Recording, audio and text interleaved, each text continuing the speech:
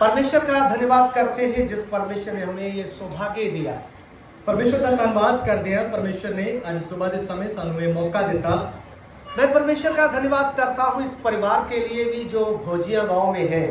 मैं परमेश्वर का धन्यवाद करते हैं जो इस पिंड भोजिया दे विच जो इस परिवार ने आज सुबह के समय इस प्रार्थना को रखाया। इधर के विश्वासी बहनों भाइयों के लिए परमेश्वर का धन्यवाद करता हूँ। इधर के विश्वासी भाइयों और बहनों के लिए मैं परमेश्वर का धन्यवाद करता हूँ। मेरे प्रियो, आज का जो विषय है वो कलीसिया के बारे में है। मेरे प्यारे, जो आज का विषय है वो है कलीसिया के ऊपर, क्योंकि हम देखते हैं कि परमेश्वर के पवित्र वचन में लिखा है, क्योंकि ਅਸੀਂ देख सकते हैं कि परमेश्वर के पवित्र वचन ਦੇ ਵਿੱਚ लिखा है। हम परमेश्वर का वचन पहले पढ़ेंगे, उसके बाद हम सीखेंगे। पहला ਅਸੀਂ परमेश्वर के पवित्र वचन जो देखेंगे। लेवियों की पुस्तक, लेवियत किताब, उसका 14 अध्याय, उसका 1 वचन से 7 वचन तक हम पढ़ेंगे। उसका 14 अध्याय 1 वचन तो लेके 7 वचन तक ਅਸੀਂ पढ़ांगे। जी, पहले पंजाबी फिर हिंदी में। अप्रंत यहोवा मूसा नाल बोलिया कि उसके शुद्ध होने दे दे। कोड़ी दी एक विस्ता है, ਉਹ ਜਾਜਕ ਕੋਲ ਲਿਆਂਦਾ ਜਾਵੇ ਅਤੇ ਜਾਜਕ ਡੇਰੇ ਤੋਂ ਬਾਹਰ ਨਿਕਲੇ ਅਤੇ ਜਾਜਕ ਵੇਖੇ ਅਤੇ ਵੇਖੋ ਜੇ ਉਹ ਕੋੜ ਦਾ ਰੋ ਕੋੜੀ ਵਿੱਚੋਂ ਚੰਗਾ ਹੋ ਗਿਆ ਹੋਵੇ ਤਾਂ ਜਾਜਕ ਉਸ ਨੂੰ ਜੋ ਚੰਗਾ ਹੋ ਗਿਆ ਆਗਿਆ ਦੇਵੇ ਜੋ 2 ਜਿਉਂਦੇ ਅਤੇ ਸ਼ੁੱਧ ਪੰਛੀ ਲਿਆਵੇ ਅਤੇ ਪਿਆਰ ਦੀ ਲੱਕੜੀ ਅਤੇ ਕੀਮਤੀ ਕੱਪੜਾ ਅਤੇ ਜੁੱਫਾ ਅਤੇ ਜਾਜਕ ਕਿਸੇ ਮਿੱਟੀ ਦੇ ਭਾਂਡੇ ਵਿੱਚ ਵਗਦੇ ਪਾਣੀ ਉੱਤੇ ਪੰਛੀਆਂ ਵਿੱਚੋਂ ਇੱਕ ਨੂੰ ਕੱਟਣ ਦੀ ਆਗਿਆ ਦੇਵੇ ਅਤੇ ਜਿਉਂਦਾ ਪੰਛੀ ਜੋ ਹੈ ਸੋ ਉਸ ਨੂੰ ਲੈ ਕੇ ਅਤੇ ਪਿਆਰ ਦੀ ਲੱਕੜ ਅਤੇ ਕਿਵਸ ਅਤੇ ਜੁੱਫਾ ਉਹਨਾਂ ਨੂੰ ਜਿਉਂਦੇ ਪੰਛੀ ਨੂੰ ਉਸ ਪੰਛੀ ਦੇ ਲਹੂ ਵਿੱਚ ਜੋ ਵਗਦੇ ਪਾਣੀ ਉੱਤੇ ਕੱਟਿਆ ਹੋਇਆ ਸੀ ਡੋਬ ਦੇ। जी, हिंदी में पढ़े। फिर यहोवा ने मूसा से कहा, कोढ़ी के शुद्ध ठहराने की व्यवस्था ये है, वे जाजक के पास पहुंचाया जाए और जाजक छावनी के बाहर जाए और जाजक उस कोढ़ी को देखे और यदि उसके कोढ़ की व्याधि चंगी हुई हो तो जाजक आज्ञा दे कि शुद्ध ठहराने वाले के लिए 2 शुद्ध और जीवित पक्षी, देवदारों की लकड़ी और लाल रंग का कपड़ा और जूफा ये सब लिए जाए और जाजक आज्ञा दे कि एक पक्षी बहते हुए जल के ऊपर मिट्टी के पात्र में बलि किया जाए। तब वह जीवित पक्षी को देवदारों की लकड़ी और लाल रंग के कपड़े और जूफा इन सबों को लेकर एक संग उस पक्षी के लहू में जो बहते हुए जल के ऊपर बलि किया गया है डुबा दे। जी, तो इधर में हमने परमेश्वर के पवित्र वचन को पढ़ लिया है। सो इधर से परमेश्वर के पवित्र वचन को हम पढ़ लिया है। इधर में लिखा है, इधर लिखा है, जब एक कोढ़ी को शुद्ध बोलना है एक जाजक के पास लेकर आए। इधर से देखते हैं कि जाजक को कोड़ी ਨੂੰ शुद्ध बोलना है तो ਉਹਨੂੰ जाजक के कोल लेके आया जाता है। याजक के लिए भी परमेश्वर ने एक व्यवस्था को बनाया हुआ है। जाजक के लिए भी परमेश्वर ने व्यवस्था को ठहराया हुआ है। व्यवस्था के अनुसार जाजक ने जाकर देखना है इसको कोढ़ है या नहीं। व्यवस्था के अनुसार जाजक ने चेक करना है कि इनु कोढ़ है या नहीं। अगर उसका कोढ़ है तो उसको 7 दिन के लिए उधर रुकने के लिए बोलना है। अगर उन्हें कोढ़ है तो उन्हें ही 7 दिनों के रोकने के लिए बोला जाएगा। अगर थोड़ा ठीक हुआ है, पूरा ठीक नहीं हुआ तो 7 दिन और रुकेगा। अगर थोड़ा ठीक है, अगर पूरा ठीक नहीं है तो 7 दिन और रुकने के लिए बोला जाएगा। उसके बाद उसको याजक के पास लेकर आना है। उसके बाद उन्हें फिर याजक के कोल लेके आया जाता है। अब उसने जब आना है तो उसके पास एक कबूतरों का जोड़ा होना चाहिए। सो जब उस कोड़ी ने उधर वापस आना है तो उधर कोल कबूतरा ने कोई जोड़ा होना चाहिए है। अब कोड़ी जब शुद्ध होगा उसके लिए उसको एक कबूतरों का जोड़ा लाना है। और अगर कोड़ी ने पूरी तरह शुद्ध होना है तो कबूतरा ने कोई जोड़ा ना लेके आना पड़ेगा। उसमें विधि क्या है, उसका तरीका की है, एक कबूतर को काटना है। एक कबूतर को उसने नालों कटिया जाएगा। जहां पानी बहता हो वहां काटना है, जिथे पानी लंघ रहेगा उथे कटना है। और उसका जो लहू जो खून है उसको एक बर्तन में जमा करना है। और उस दिन खून ਨੂੰ ਇੱਕ ਕਟੋਰੀ ਦੇ ਵਿੱਚ ਜਮਾ ਕਰਨਾ ਹੈ। उसके बाद जो जीवित है, ਇਸ ਲਈ ਉਹਦੇ ਨਾਲ ਜੋ ਇੱਕ ਦੂਸਰਾ ਕਬੂਤਰ ਹੈ ਉਹ ਜੋ ਜਿੰਦਾ ਹੈ, हम समझ सकते हैं कबूतर को जब काट दिया, ਅਸੀਂ ਸਮਝ ਸਕਦੇ ਹਾਂ ਕਿ ਜਦ ਇੱਕ ਕਬੂਤਰ ਦੇ ਸਾਹਮਣੇ ਦੂਸਰੇ ਕਬੂਤਰ ਨੂੰ ਕੱਟਿਆ ਗਿਆ ਹੈ, अब जोड़ा है तो इसको अब कबूतरी के रूप में हम सीखेंगे। ਹੁਣ ਜਦ ਜੋੜਾ ਹੈ तो ਇੱਕ ਕਬੂਤਰ और दूसरी कबूतरी है। तो कबूतरी के सामने जब एक कबूतर को काटा गया है, जब कबूतरी के सामने कबूतर ਨੂੰ ਕੱਟਿਆ ਗਿਆ ਹੈ, उसका खून देख रही है, उसका खून और कबूतरी देख रही है, तब वो सहम जाती है। तब वो डर जाती। ध्यान से सुनना, बड़े ध्यान ਨਾਲ सुनिए। आप किसी भी पक्षी को, ਤੁਸੀਂ ਕਿਸੇ ਵੀ ਪੰਛੀ ਨੂੰ ਦੇਖ ਸਕਦੇ ਹੋ, उसके सामने एक दूसरे पक्षी को काट दो, ਉਹਦੇ ਸਾਹਮਣੇ ਉਹਦੇ ਨਾਲ ਦੇ ਹੀ ਪੰਛੀ ਨੂੰ ਅਗਰ ਕੱਟਿਆ ਜਾਏ तो फिर उसको देखना वो कैसे देखती है। तब ਉਹਦਾ ਡਰ ਸਾਨੂੰ ਦੇਖਣ ਲਈ ਮਿਲੇਗਾ। और बिल्कुल ऐसी हो जाएगी जैसे उसके प्राण निकल गए। ਉਹ ਪੰਛੀ बड़ा सहम जाएगा। इसी प्रकार से कबूतरों को जोड़ा लाना है, इसी तरह कबूतरों का एक जोड़ा लेके आना है। एक को काटना है, एक को कटिया जाएगा, बहते हुए पानी के ऊपर काटना है, लगते हुए पानी के कोल कटना है, उसके लहू को जमा करना है, उसके लहू ने कटोरी दे विच जमा करना है। फिर वो जो जीवित है, फिर जो जिंदा कबूतरी है उसको लेकर ओनू लेके उसके खून में ऐसे डिबोना है। उसके खून दे विच ओनू पूरी तरह डबोना है। ध्यान से सुन रहे हो, ध्यान नाल सुनिए परमेश्वर के वचन नू। अब उसको उड़ाना है, फिर ओनू जब ओनू डुबाया गया उसके बाद ओनू फिर उड़ाना है। तब वो कबूतरी क्या करेगी? फिर उसके बाद वो कबूतरी की करेगी? वो कुछ ज्यादा खाती पीती नहीं है, फिर वो उस गांव दे विच कुछ खाएगी पिएगी नहीं, उदास रहेगी, फिर वो सहम जाएगी, उदास रहेगी, इधर बैठेगी, कभी किसी और जगह पे बैठेगी, कभी उधर बैठेगी, फिर उठ के किसी और जगह पे बैठेगी। ऐसे उदास होते होते एक दिन वो भी मर जाती है। फिर उस गम दे नाल ही हौली हौली करते करते वो कबूतरी भी मर जाएगी। ज्यादा कुछ खाती पीती नहीं, कुछ खाएगी पिएगी भी नहीं ज्यादा।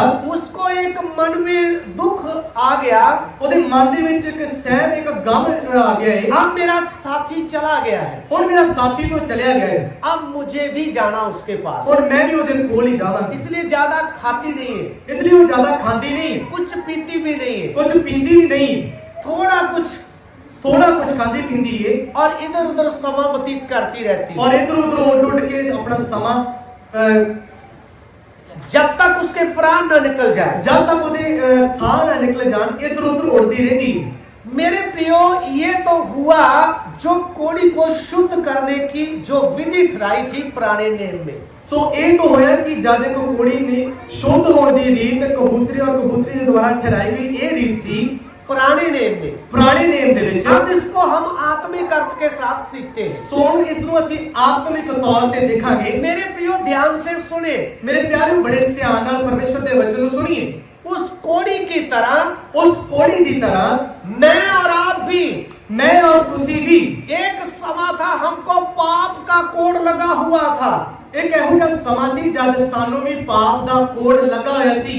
मैं और आप पाप के कोड में मरते जा रहे थे। मैं और तुसी पाप दे कोड दे विच दिन ब दिन मरते जा रहे सी। हमारे पापों से शुद्ध करने के लिए कोई इस पृथ्वी में नहीं था। सानू साडे पापां तो शुद्ध करने लिए इस धरती के ऊपर कोई भी चीज नहीं सी। हो सकता हम पूजा करते थे, हो सकता असी भी पूजा करते थे, जगह जगह माथा रगड़ते थे, जगह जगह जाके अपना मत्था रगड़ते होते, और कुछ नारियल केला या कुछ और बलि चढ़ाते थे, और नारियल केला सेब असी भी चढ़ाते होते। लेकिन हमारे पाप से शुद्ध करने वाला कोई नहीं था। पर फिर भी सानू साडे पापां को शुद्ध करने वाला कोई नहीं सी। इधर में कोड़ी को अगर शुद्ध बोलना है तो उसके लिए कबूतर को काटना जरूरी होगा। तो इधर अगर कोड़ी को शुद्ध बोलना है तो उस तो पहला कबूतर को कटिया जाएगा, और उसका खून लेकर उसके ऊपर इससे ऐसे ऐसे करके उसके ऊपर लगाया जाएगा, और उस कबूतर का खून उस कोड़ी के ऊपर छिड़किया जाएगा। उस खून के ऊपर बहने से वो शुद्ध हुआ। उस कबूतर दा खून उस कोड़ी दे ऊपर डुलन दे कारण वो शुद्ध ठहरिया। इसी प्रकार से जब हमें शुद्ध करने वाला कोई नहीं था, इसी तरह जब सानू भी शुद्ध करने वाला कोई नहीं सी, उस समय आज से करीब 2024 साल पहले तो आज तो 2000 करीब 24 साल पहला सर्वशक्तिमान परमेश्वर मनुष्य का रूप धारण कर इस पृथ्वी में आया। सर्वशक्तिमान परमेश्वर मनुष्य का रूप धारण करके इस धरती के ऊपर आया। और उस मनुष्य के रूप में जब परमेश्वर इस पृथ्वी पर आया, और जब परमेश्वर मनुष्य के रूप में इस धरती के ऊपर आया, कुंवारी मरियम से आया, कुंवारी मरियम के द्वारा जन्म लिया, और उसका नाम यीशु रखा गया। और उसका नाम प्रभु यीशु मसीह करके रखा गया। यीशु का अर्थ है, यीशु का अर्थ है छुड़ाने वाला, पापा को छुड़ाने वाला, मुझे छुड़ाने वाला, मैनू छुड़ाने वाला, आपको छुड़ाने वाला, तानू छुड़ाने वाला, पापों से छुड़ाने वाला, पापा को मुक्ति देने वाला पापों परमेश्वर, से शुद्ध करने वाला, पापा को शुद्ध करने वाला परमेश्वर, हमारा उद्धार करता साडा मुक्तिदाता प्रभु यीशु मसीह। प्रभु यीशु मसीह। प्रभु यीशु मसीह ने जब पृथ्वी पर चल रहा था मनुष्य के रूप में, प्रभु यीशु मसीह जब इस धरती के ऊपर मनुष्य का रूप धारण करके चल रहे सी, उन्होंने मनुष्य के कष्टों को देखा, जब उन्होंने मनुष्य के दुखों को देखा, और मनुष्य की उस बीमारी को भी देखा, और मनुष्य की उस बीमारी की हालत को देखा, पाप को देखा, उस पाप को देखा, तब जब समय पूरा हुआ, तो जब समय पूरा हुआ, प्रभु यीशु मसीह ने सारी मनुष्य जाति के पापों को अपने ऊपर ले लिया।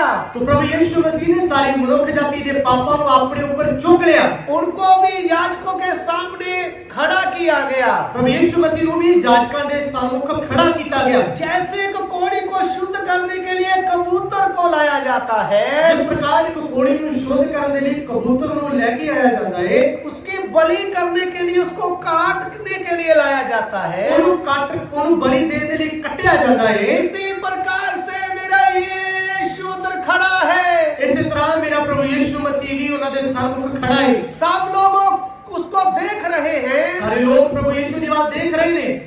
पापियों को शुद्ध करने के लिए अब उसकी कुर्बानी की जरूरत है। और पापियों को शुद्ध करने के लिए प्रभु यीशु मसीह की कुर्बानी जरूरी है।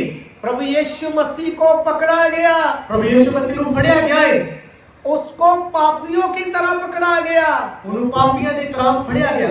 जैसे कोई अपराधी को पकड़ लेते हैं, जिस कोई अपराधी को फड़ता है उसी तरह उन्हें भी फड़िया गया।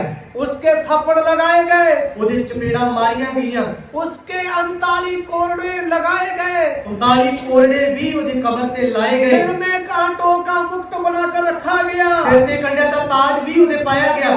ध्यान से हम परमेश्वर के वचन से पढ़ लेते हैं यूहन्ना सुसमाचार उसका 19 अध्याय 1 वचन से 5 वचन तक पढ़े। यूहन्ना दी अंजील उसका 19 अध्याय उसका 1 वचन तो लेके 5 वचन तक ਅਸੀਂ पढ़ा। यूहन्ना सुसमाचार 19 का 1 से 5। सो तद पिलातुस ने यीशु ਨੂੰ ਫੜ ਕੇ ਕੋਰਡੇ ਬਣਵਾਏ ਅਤੇ ਸਿਪਾਹੀਆਂ ਨੇ ਕੰਡਿਆਂ ਦਾ ਤਾਜ ਪੁੱਟ ਕੇ ਉਸ ਦੇ ਸਿਰ ਉੱਤੇ ਧਰਿਆ ਔਰ ਉਸ ਨੂੰ ਬੈਗਰੀ ਚੋਗਾ ਪਹਿਨਾਇਆ ਅਤੇ ਉਹਦੇ ਕੋਲ ਆਣ ਕੇ ਕਹਿ ਲੱਗੇ, हे ਯਹੂਦੀਆਂ ਦੇ ਬਾਦਸ਼ਾਹ ਨਮਸਕਾਰ, ਅਤੇ ਉਸ ਨੂੰ ਚਪੇੜਾਂ ਮਾਰੀਆਂ। ਤਦ ਪਿਲਾਤੁਸ ਨੇ ਫੇਰ ਬਾਹਰ ਨਿਕਲ ਕੇ ਉਹਨਾਂ ਨੂੰ ਆਖਿਆ, ਵੇਖੋ ਮੈਂ ਉਸ ਨੂੰ ਤੁਹਾਡੇ ਕੋਲ ਬਾਹਰ ਲਿਆਉਂਦਾ ਹਾਂ ਤਾਂ ਤੁਸੀਂ ਜਾਣੋ ਭਾਈ ਮੈਂ ਉਹਦਾ ਕੋਈ ਦੋਸ਼ ਨਹੀਂ ਵੇਖਦਾ ਹਾਂ। तद यीशु कंडिया का ताज रखे अते बैंगनी चोगा पहने निकलिया अते पिलातुस ने उन्हां नूं आख्या, देखो ऐस मनुख नूं। जी हिंदी में पढ़े। इस पर पिलातुस ने यीशु को कोड़े लगवाए। सिपाहियों ने कांटों का मुकुट गूंथकर उसके सिर पर रखा और उसे बैंगनी वस्त्र पहनाया और उसके पास आकर कहने लगे, हे यहूदियों के राजा प्रणाम, और उसे थप्पड़ भी मारे। तब पिलातुस ने फिर बाहर निकालकर लोगों से कहा, देखो मैं उसे तुम्हारे पास फिर बाहर लाता हूँ ताकि तुम जानो कि मैं उसमें कुछ भी दोष नहीं पाता। तब यीशु कांटों का मुकुट और बैंगनी वस्त्र पहने हुए बाहर निकला और पिलातुस ने उनसे कहा, देखो ये पुरुष। तो इधर में प्रभु यीशु मसीह के बारे में हम देख रहे हैं। तो इधर से प्रभु यीशु मसीह के बारे में देख रहे हैं। प्रियो ध्यान से सुने, मेरे प्यारे बड़े ध्यान नाल परमेश्वर दे वचन नु सुनिए। प्रभु यीशु मसीह को जब खड़ा किया गया, प्रभु यीशु मसीह नु हुण जब खड़ा कीता गया है, पिलातुस बता रहा है, पिलातुस दस रहा है इसमें कोई दोष नहीं है, ਇਹਦੇ ਵਿੱਚ ਮੈਂ ਕੋਈ ਵੀ ਦੋਸ਼ ਨਹੀਂ ਦੇਖਦਾ, कबूतर में कोई दोष नहीं है, ਕਬੂਤਰ ਦੇ ਵਿੱਚ ਕੋਈ ਵੀ ਦੋਸ਼ ਨਹੀਂ ਹੈ, इसका जो खून बहेगा ਇਹਦਾ ਜੋ ਖੂਨ ਡੁੱਲੇਗਾ ये कोड़ी के लिए है। ਇਹ ਕੋੜੀ ਦੇ ਲਈ। मेरे प्रियो यीशु मसीह का जो खून बह रहा था, ਮੇਰੇ ਪਿਆਰਿਓ ਪ੍ਰਭੂ ਯੀਸ਼ੂ ਮਸੀਹ ਦਾ ਜੋ ਖੂਨ ਬਹਿ ਰਿਹਾ ਸੀ वो उसके दोष के कारण नहीं था, ਉਹਦੇ ਦੋਸ਼ ਦੇ ਕਾਰਨ ਨਹੀਂ ਬਹਿ ਰਿਹਾ, बल्कि मेरे और आपके लिए था, ਬਲਕਿ ਮੇਰੇ ਔਰ ਤੁਹਾਡੇ ਕਾਰਨ ਬਹਿ ਰਿਹਾ कि उसके लहू के द्वारा हम शुद्ध हो जाएं। ਤਾਂ ਕਿ ਅਸੀਂ ਉਸਦੇ ਲਹੂ ਦੇ ਦੁਆਰਾ ਸ਼ੁੱਧ ਹੋ ਜਾਈਏ। 39 कोरड़े कैसे लगाए गए? 39 ਕੋਰੜੇ ਉਹਦੀ ਕਮਰ ਦੇ ਵਿੱਚ ਕਿਵੇਂ ਲਾਏ ਗਏ? ध्यान से सुनना। ਧਿਆਨ ਨਾਲ ਸੁਣੀਏ। आज भी दुनिया में कुछ देशों में कोरड़े लगते हैं, ਅੱਜ ਵੀ ਦੁਨੀਆ ਦੇ ਕੁਝ ਦੇਸ਼ਾਂ ਦੇ ਵਿੱਚ ਕੋਰੜੇ ਦਾ ਇਸਤੇਮਾਲ ਹੁੰਦਾ ਹੈ। जिसमें चमड़े का होता है ਕੋਰੜਾ ਇੱਕ ਚਮੜੇ ਦਾ ਹੁੰਦਾ ਹੈ और उसमें कांच के टुकड़े और कील लगाए जाते हैं, ਔਰ ਉਹਦੇ ਵਿੱਚ ਕੱਚ ਦੇ ਟੁਕੜੇ ਔਰ ਮੇਖਾਂ ਵਗੈਰਾ ਕਿੱਲ ਵਗੈਰਾ ਲੱਗੇ ਹੁੰਦੇ ਹਨ और उसको बहुत ही बुरी जगह में रखा जाता है। ਔਰ ਉਹਨੂੰ ਬੜੀ ਹੀ ਬੁਰੀ ਜਗ੍ਹਾ ਤੇ ਗੰਦਗੀ ਵਾਲੀ ਜਗ੍ਹਾ ਤੇ ਰੱਖਿਆ ਜਾਂਦਾ ਹੈ। तब दो पहलवानों को बुलाते हैं, ਫਿਰ ਤਾਂ ਦੋ ਪਹਿਲਵਾਨਾਂ ਨੂੰ ਬੁਲਾਇਆ ਜਾਂਦਾ ਹੈ। एक 13 कोरड़े इस साइड से लगाएगा, ਇੱਕ ਪਹਿਲਵਾਨ ਸੱਜੇ ਪਾਸਿਓਂ ਕੋਰੜੇ ਲਾਏਗਾ, दूसरा 13 इस साइड से लगाएगा, ਦੂਸਰਾ 13 ਖੱਬੇ ਪਾਸਿਓਂ ਲਾਏਗਾ, और उसके बाद 13 घुमाकर पेट के चारों ओर लगाते हैं। ਫਿਰ 13 ਘੁਮਾ ਕੇ ਪੇਟ ਦੇ ਆਸ-ਪਾਸ ਲੱਗੇਗਾ। जब जब वो कोरड़ा लगता है, ਜਦ ਉਹ ਕੋਰੜਾ ਵੱਜੇਗਾ मांस में वो मांस उखड़ जाता है। ਤਦ ਉਹ ਕੋਰੜਾ ਮਾਸ ਦੇ ਵਿੱਚ ਜਾ ਕੇ ਖੁੱਭ ਜਾਂਦਾ ਹੈ।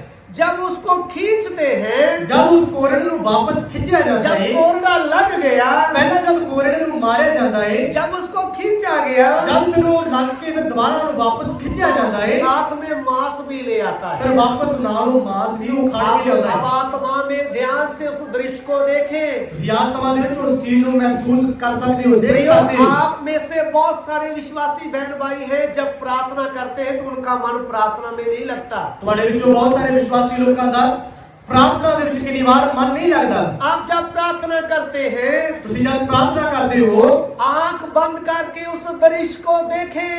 ਅੱਖਾਂ ਬੰਦ ਕਰਕੇ ਉਸ ਤਸਵੀਰ ਨੂੰ ਆਪਣੇ ਅੱਗੇ ਦੇਖੀਏ। मेरे यीशु को कैसे कोरड़े लगाए गए थे, ਮੇਰੇ ਪ੍ਰਭੂ ਯੀਸ਼ੂ ਮਸੀਹ ਨੂੰ ਕਿਸ ਪ੍ਰਕਾਰ ਕੋਰੜੇ ਲੱਗੇ, कैसे कांटों का मुकुट उसके सिर में रखा गया था। ਕਿਸ ਤਰ੍ਹਾਂ ਕੰਡਿਆਂ ਦਾ ਤਾਜ ਉਹਦੇ ਸਿਰ ਦੇ ਵਿੱਚ ਖੋਇਆ ਗਿਆ ਹੈ। आपकी प्रार्थना आंसुओं के साथ होगी। ਤੁਹਾਡੀ ਪ੍ਰਾਰਥਨਾ ਹੰਝੂਆਂ ਦੇ ਨਾਲ ਨਿਕਲੇਗੀ। कुछ लोग मेरे पास भी आते हैं, ਕੁਝ ਲੋਕ ਮੇਰੇ ਕੋਲ ਵੀ ਆਉਂਦੇ ਹਨ, पास्टर जी प्रार्थना करिए, मेरी प्रार्थना बोझ नहीं आता। ਪ੍ਰਭੂ ਦੇ ਦਾਸ ਪ੍ਰਾਰਥਨਾ ਕਰਨ ਲਈ ਬੋਝ ਨਹੀਂ ਆਉਂਦਾ, ਮੇਰੇ ਲਈ ਪ੍ਰਾਰਥਨਾ ਕਰੋ। आज ध्यान से सुन लीजिए, ਅੱਜ ਧਿਆਨ ਨਾਲ ਸੁਣ ਲਈ। आप उस परमेश्वर के प्रेम को याद करें ਤੁਸੀਂ ਪਰਮੇਸ਼ਰ ਦੇ ਪਿਆਰ ਨੂੰ ਬੜੀ ਗਹਿਰਾਈ ਦੇ ਨਾਲ ਯਾਦ ਕਰੀ, जो हमारे लिए खड़ा है, ਜੋ ਸਾਡੇ ਲਈ ਖੜਾ ਹੈ, हमारे पापों से शुद्ध करने के लिए। ਸਾਨੂੰ ਸਾਡੇ ਪਾਪਾਂ ਤੋਂ ਸ਼ੁੱਧ ਕਰਨ ਦੇ ਲਈ ਖੜਾ ਹੋਇਆ ਹੈ। उसकी पीठ से खून आ रहा ਉਹਦੇ है, ਪਿੱਠ ਤੋਂ ਖੂਨ ਨਿਕਲ ਰਿਹਾ ਹੈ, सिर से खून बह रहा है, ਸਿਰ ਤੋਂ ਖੂਨ ਡੁੱਲ ਰਿਹਾ ਹੈ, मुंह सूजा हुआ है। ਮੂੰਹ ਵੀ ਸੁੱਜਿਆ ਹੋਇਆ ਹੈ। इसीलिए पिलातुस क्या कहता है, ਇਸ ਲਈ ਪਿਲਾਤੁਸ ਨੇ ਜਦ ਦੇਖਿਆ, ਪਿਲਾਤੁਸ ਕੀ ਬੋਲ ਰਿਹਾ ਹੈ? इस मनुष्य को देखें, ਇਸ ਮਨੁੱਖ ਨੂੰ ਵੇਖੋ, इसने कोई दोष नहीं है, ਇਹਦੇ ਵਿੱਚ ਮੈਂ ਕੋਈ ਦੋਸ਼ ਨਹੀਂ ਦੇਖਦਾ, फिर भी इसको मैंने मरवाया है। ਫਿਰ ਵੀ ਮੈਂ ਇਸ ਨੂੰ ਕੋਰੜੇ ਤੁਹਾਡੀ ਖਾਤਰ ਲਵਾਏ ਆ, अब इसको मैं छोड़ दूंगा अगर बोलो तो। ਪਰ ਹੁਣ ਇਹਨੂੰ ਮੈਂ ਛੱਡ ਦਵਾਂਗਾ ਅਗਰ ਤੁਸੀਂ ਬੋਲੋਗੇ। लेकिन लोगों ने क्या कहा, ਪਰ ਉਹਨਾਂ ਲੋਕਾਂ ਨੇ ਕੀ ਆਖਿਆ? अभी सजा पूरी नहीं हुई, इसको क्रूस के ऊपर लटका कर मार डाला जाए। ਹਜੇ ਇਹਦੀ ਸਜ਼ਾ ਪੂਰੀ ਨਹੀਂ ਹੋਈ, ਇਹਨੂੰ ਹੋਰ ਸਜ਼ਾ ਦਿਓ, ਇਹਨੂੰ ਸਲੀਬੀ ਮੌਤ ਦਿਓ। उस कबूतर की न्याय ਉਸ ਕਬੂਤਰ ਦੀ ਤਰ੍ਹਾਂ जो कोड़ी के लिए काटा जाएगा, ਜੋ ਕੋੜੀ ਦੀ ਸ਼ੁੱਧਤਾਈ ਲਈ ਕੱਟਿਆ ਜਾਏਗਾ, जिसका खून निकाला जाएगा ਜਿਹਦਾ ਖੂਨ ਕੱਢਿਆ ਜਾਏਗਾ, और उसका खून कोड़ी के ऊपर डाल दिया जाएगा। ਔਰ ਉਸ ਕਬੂਤਰ ਦਾ ਖੂਨ ਕੋੜੀ ਦੇ ਉੱਪਰ ਡੋਲਿਆ ਜਾਏਗਾ। छिड़काव करते समय ਛਿੜਕਣ ਦੇ ਸਮੇਂ याजक देखकर कहता है, याजक उस कोड़ी वाला देख के कहता है, अब तो शुद्ध हुआ। और तू शुद्ध हो चुका है। मेरे प्रियो, इसी प्रकार यीशु मसीह के लहू से मैं और आप शुद्ध हुए। ऐसे प्रकार ਅਸੀਂ ਵੀ ਪ੍ਰਭੂ ਯਿਸੂ ਮਸੀਹ ਦੇ ਲਹੂ ਦੇ ਦੁਆਰਾ ਸ਼ੁੱਧ ਹੋ ਗਏ ਹਾਂ। इस संसार में कोई भी ऐसा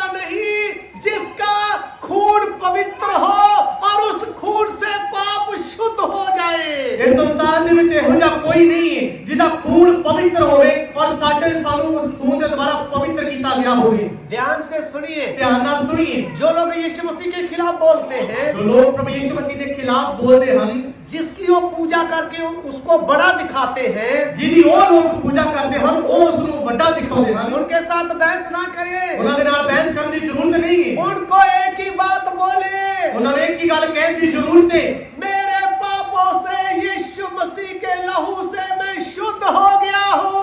मेरे पापा ने कारण प्रभु यीशु मसीह के लहू के द्वारा मैं शुद्ध हो गया हूं। क्या आपको किसी लहू ने शुद्ध किया है? कि तुहानू किसी ने लहू ने शुद्ध किया है? ये सवाल पूछ ले, ये सवाल पूछना चाहिए क्योंकि ना पृथ्वी में और ना ही कहीं और ऐसा पवित्र लहू है जिससे पाप शुद्ध हो जाए। ना ही इस धरती के ऊपर किसी का पवित्र लहू है और ना ही किसी और जगह किसी का पवित्र लहू है जो सानू पवित्र कर सकता है, शुद्ध कर सकता है। प्रभु यीशु मसीह ने हमारे पापों के लिए अपना खून बहा दिया। प्रभु यीशु मसीह ने साडे लिए अपना खून डोल दिता। प्रियो ध्यान से सुनना, मेरे प्यारे बड़े ध्यान नाल सुनिए। एक क्रूस उसको दिया गया जो उठाकर पहाड़ चढ़ता है। एक सलीब उहदे मोढे तो चुकाई गई। उधर जाकर दोनों हाथों में हथौड़े से कील लगाए गए। फिर उसके बाद उसे सलीब दे ऊपर ਉਹਦੇ ਹੱਥਾਂ ਦੇ ਵਿੱਚ ਕੀਲ ਠੋਕੇ ਗਏ, ਪੈਰ ਦੇ ਵਿੱਚ ਇੱਕ ਵੱਡਾ ਸਾਰਾ ਕੀਲ ਠੋਕਿਆ ਗਿਆ। हाथों में कील है, ਹੱਥਾਂ ਦੇ ਵਿੱਚ ਕੀਲ ਹਨ, पांव के ऊपर पांव रखकर बड़ा कील लगाया हुआ है। ਦੋ ਪੈਰਾਂ ਨੂੰ ਜੋੜ ਕੇ ਇੱਕ ਵੱਡਾ ਸਾਰਾ ਕੀਲ ਲਾਇਆ ਗਿਆ। अब सिर से खून आ रहा है, ਹੁਣ ਸਿਰ ਚੋਂ ਖੂਨ ਡੁੱਲ ਰਿਹਾ ਹੈ, कमर से खून आ रहा है, ਕਮਰ ਚੋਂ ਖੂਨ ਆ ਰਿਹਾ ਹੈ और हाथों से भी खून आ रहा है, ਔਰ ਹੱਥਾਂ ਦੇ ਵਿੱਚੋਂ ਵੀ ਖੂਨ ਨਿਕਲ पांव ਰਿਹਾ से ਹੈ, भी खून निकल रहा है। ਪੈਰਾਂ ਦੇ ਵਿੱਚੋਂ ਵੀ ਖੂਨ ਨਿਕਲ ਰਿਹਾ ਹੈ। प्रभु यीशु मसीह ने क्या कहा? ਪ੍ਰਭੂ ਯੀਸ਼ੂ ਮਸੀਹ ਨੇ ਕੀ ਕਿਹਾ? सब कुछ समाप्त हुआ, ਸਭ ਕੁਝ ਪੂਰਾ ਹੋਇਆ। पापी मनुष्य की जितनी सजा थी मैंने उठा ली है। ਪਾਪੀ ਮਨੁੱਖ ਦੀ ਜਿੰਨੀ ਵੀ ਸਜ਼ਾ ਸੀ ਹੁਣ ਮੈਂ ਆਪਣੇ ਉੱਤੇ ਉਠਾ ਲਈ। जो पापी मनुष्य को शुद्ध करने का काम, जो उसका उद्धार का काम था, वो पूरा हुआ। ਪਾਪੀ ਮਨੁੱਖ ਨੂੰ ਸ਼ੁੱਧ ਕਰਨ ਦਾ ਜੋ ਪੂਰਾ ਤਰੀਕਾ ਸੀ ਮੈਂ ਪੂਰੀ ਤਰ੍ਹਾਂ ਨਿਭਾਇਆ ਹੈ। प्रियो उसने अपने प्राण दे दिए। ਮੇਰੇ ਪਿਆਰਿਓ ਉਹਨੇ ਸਾਡੇ ਲਈ ਆਪਣੀ ਜਾਨ ਦੇ ਦਿੱਤੀ।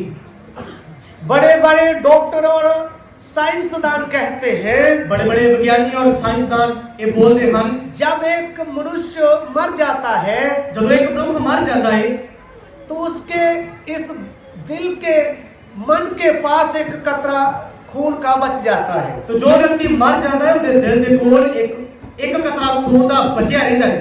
मैं आपको बताना चाहता हूँ, मैं ਤੁਹਾਨੂੰ ਦੱਸਣਾ ਚਾਹੁੰਦਾ ਹਾਂ प्रभु यीशु मसीह जब अपने प्राण दे दिए, प्रभु यीशु मसीह ने जब अपनी जान ਸਾਡੇ ਲਈ ਦੇ ਦਿੱਤੀ तब उसको नीचे से मारा गया।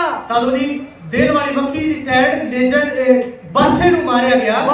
जब वाला लगाया गया, जब बर्शा मारिया गया वो भी एक कतरा खून बाहर आ गया था पानी के साथ। तो जो दिल ਦੀ ਸਾਈਡ ਇੱਕ ਕਤਰਾ ਖੂਨ ਦਾ ਬਾਕੀ ਸੀ ਉਹ ਵੀ ਪਾਣੀ ਦੇ ਨਾਲ ਬਹਿ ਕੇ ਬਾਹਰ ਆ ਗਿਆ। इससे हमें क्या मालूम चलता है? ਇਹ ਤੋਂ ਸਾਨੂੰ ਕੀ ਸਮਝ ਆਉਂਦੀ ਹੈ? प्रभु यीशु मसीह ने हमारे लिए अपने पूरा खून बहा दिया है। प्रभु यीशु मसीह ने ਸਾਡੇ ਲਈ ਆਪਣਾ ਸੰਪੂਰਨ ਖੂਨ ਬਹਾ ਦਿੱਤਾ ਹੈ। अब उसका पवित्र लहू हमारे ऊपर लगा हुआ है। ਹੁਣ ਉਸ ਦਾ ਪਵਿੱਤਰ ਲਹੂ ਸਾਡੇ ਉੱਤੇ ਲੱਗਿਆ ਹੋਇਆ ਹੈ। प्रियो कबूतरी के समान है वर्तमान कलीसिया।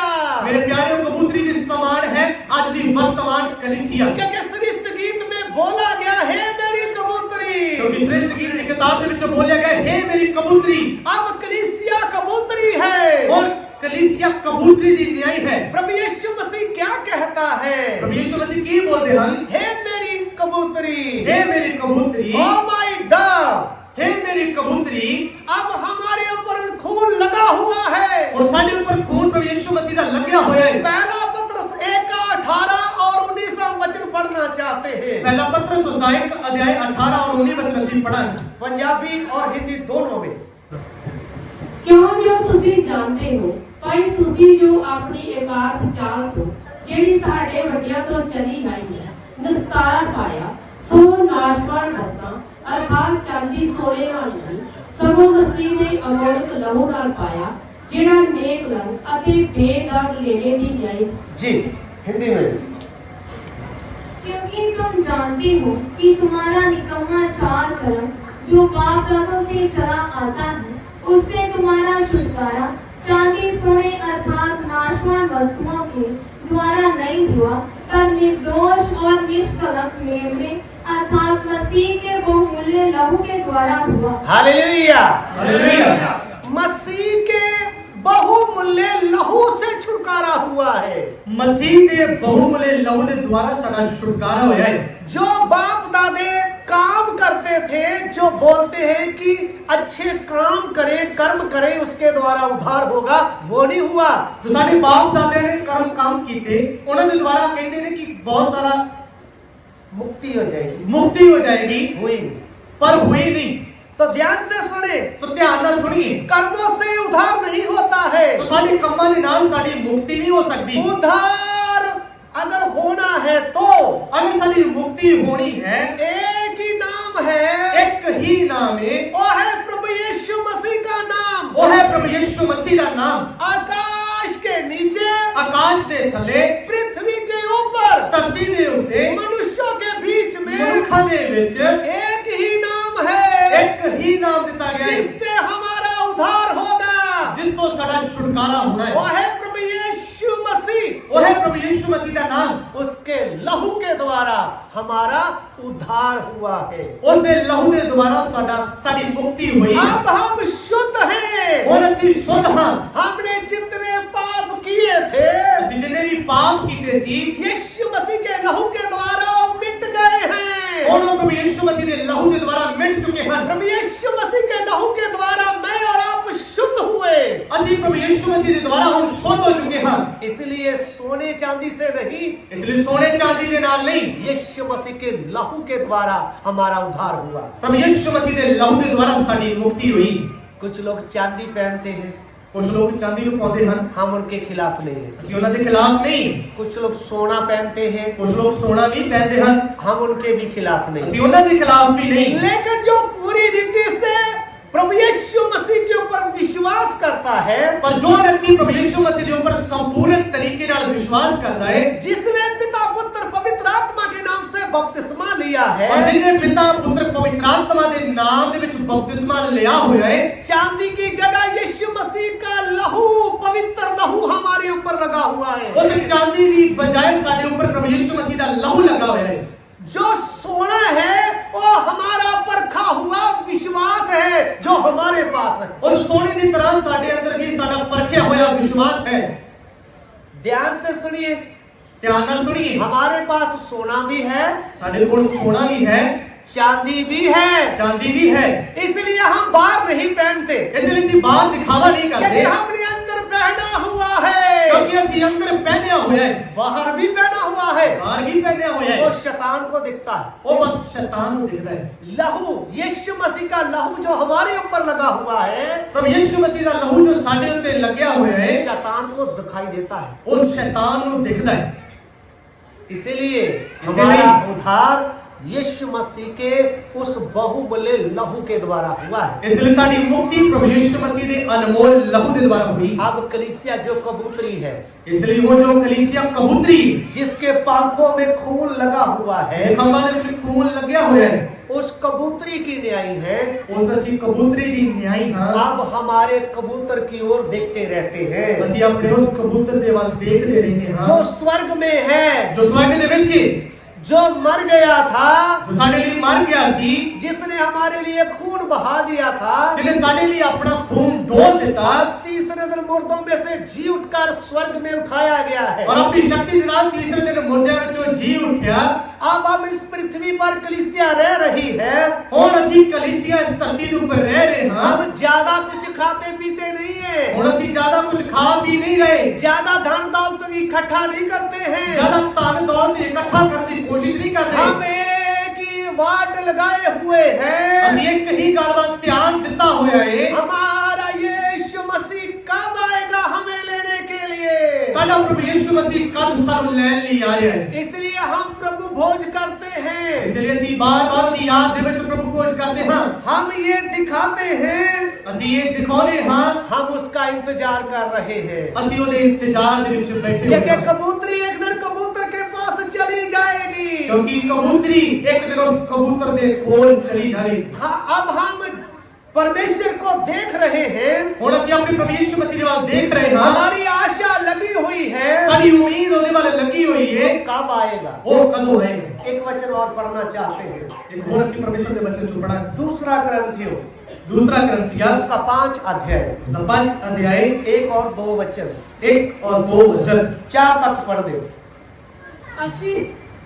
ਅਸੀਂ ਜਾਣਦੇ ਹਾਂ ਭਾਈ ਜੇ ਸਾਡਾ ਤੰਬੂ ਜਿਹਾ ਘਰ ਜਿਹੜਾ ਧਰਤੀ ਤੇ ਹੈ ਢਹਿ ਪਵੇ ਤਾਂ ਪਰਮੇਸ਼ਰ ਕੋਲੋਂ ਇੱਕ ਘਰ ਸਾਨੂੰ ਮਿਲੇਗਾ ਜੋ ਬਿਨਾਂ ਹੱਥ ਲਾਏ ਡਾਲ ਅਤੇ ਸਵਰਗ ਵਿੱਚ ਬਣਿਆ ਹੈ, ਕਿਉਂ ਜੋ ਇਸ ਵਿੱਚ ਅਸੀਂ ਤਾਂ ਹੋ ਕੇ ਪਾਤੇ ਹਾਂ ਅਤੇ ਤਰਸਦੇ ਹਾਂ ਭਾਈ ਆਪਣੇ ਬਸੇਰੇ ਨੂੰ ਜਿਹੜਾ ਸਵਰਗੋਂ ਹੈ ਅਦਾਲੇ ਲੈ ਲਈਏ, ਤਾਂ ਜੋ ਅਸੀਂ ਪਹਿਨੇ ਹੋਏ ਹੋਗੇ ਨੰਗੇ ਨਾ ਪਾਏ ਜਾਈਏ, ਕਿਉਂ ਜੋ ਅਸੀਂ ਜਿਹੜੇ ਇਸ ਤੰਬੂ ਵਿੱਚ ਹਾਂ ਭਾਰ ਦੇ ਹੇਠ ਦੱਬੇ ਹੋਏ ਹੋ ਕੇ ਪਾਤੇ ਹਾਂ।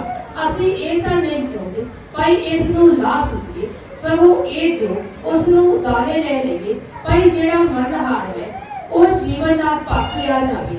हिंदी में पढ़ दियो। क्योंकि हम जानते हैं कि जब हमारा पृथ्वी पर का डेरा सरीखा घर गिराया जाएगा तो हमें परमेश्वर की ओर से स्वर्ग पर एक ऐसा भवन मिलेगा जो हाथों से बना हुआ घर नहीं परंतु चिरस्थायी है।